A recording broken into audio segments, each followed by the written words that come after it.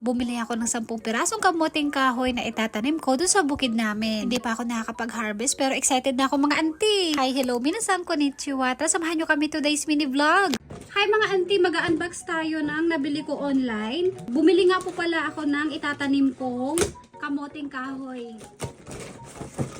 Magtatanim kasi ako ng kamuting kahoy dun sa bukid namin. 10 piraso to. 1, 2. Meron ng dahon yung iba. Masira nga lang.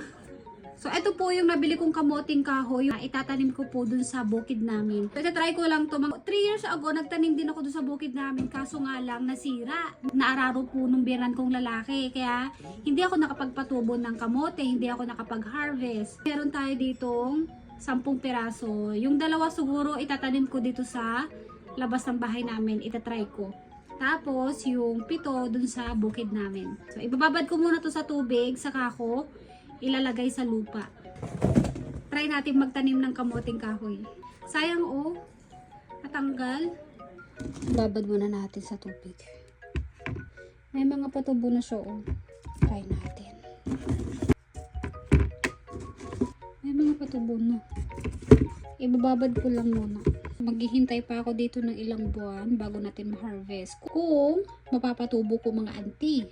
Last week dumating na itong itatanim kong kamuting kahoy. Itatanim ko dun sa bukid namin. Dahil kinakabahan ako baka masira o mamatay. Kaya binabad ko muna sa tubig. Ito nga po yung ganap namin kaninang umaga. 6:50 ng umaga ay naglakad na kami papuntang school. Para siguradong panatag ako ay araw-araw kong hinahatid at sinusundo si Kenshin. May nabili kaming maliit na cellphone para kay Kenshin na merong GPS. Doon po namin malalaman kung nasaan siya. Kaso nga lang itong anak ko hindi ko pa kayang iwan mag-isa. Dahil napakalikot baka kung ano-anong ginagawa niya. Kaya para sure at makampante ako ay sinasamahan ko. Kanina naman mga 10:30 ng umaga. Saglit lang ako pumasok sa trabaho dahil susunduin ko si Kenshin kaya nag-out na ako ng 12:45. Ito po yung kagandahan dito sa Japan. Habang nasa school yung mga anak ay pwedeng magtrabaho yung mga nanay. Yung sahod ko depende sa araw at ilang oras. Kapag normal days ang isang oras ay nasa 1,100 yen. Sa peso ay nasa 414 pesos. Diba pwede na po mga auntie. Fast forward na nga po tayo. Nakauwi na kami ng bahay at nasundo ko na itong anak kong makulit.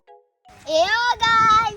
さっきは学校行って疲れたから休 So ito na nga po pagdating namin ni Kenshin, nagbungkal ako ng lupa dito sa aking mini garden dahil magtatanim na ako ng kamuting kahoy na nabili ko pa noong 1 linggo. Sa bukid ko po sana ito itatanim. Kaso nga lang palagi pong busy sa uncle niyong hapon. Kaya naman hindi po namin maasikasong pumunta. Kaya ko naman kung ako lang mag-isa. Kaso nga lang po yung tractor namin hindi gumagana kapag wala yung sasakyan ng uncle niyong hapon. Battery po kasi nung tractor para gumana ay kailangan pang i-connect sa sasakyan ng uncle niyong hapon.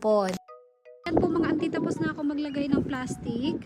Bali, dito ko po itatanim yung mga kamuting kahoy natin. Pagkatapos ko magbungkal ng lupa at maglagay ng plastic, tatanim na ako ng ilang pirasong kamuting kahoy. Sinubukan ko rin magtanim ng 2 piraso dito sa lupa. Ito nga pala yung nabili kong kamuting kahoy mga auntie na 10 piraso. Yung iba po, dito ko itatanim. Dahil maliit lang tong mini garden ko, kaya 3 piraso lang yung itatanim ko dito. Yung iba sa bukid ko itatanim. Siguro sa day of ng Uncle yung hapon baka magtatanim kami. So ay nagkakaroon na siya ng yung sanga at dahon. 3 lang yung itatanim natin dito.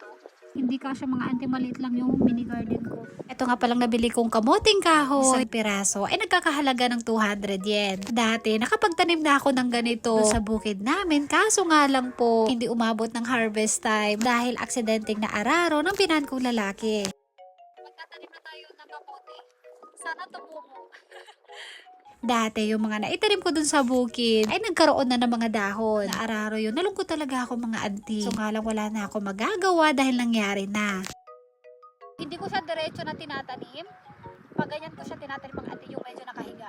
Gusto ko sanang itanim na lang lahat itong mga to dito. Kaso nga lang maliit lang tong mini garden para sa kamuting kahoy. Excited na ako. Hindi pa naman tumutubo pero excited na ako mga auntie.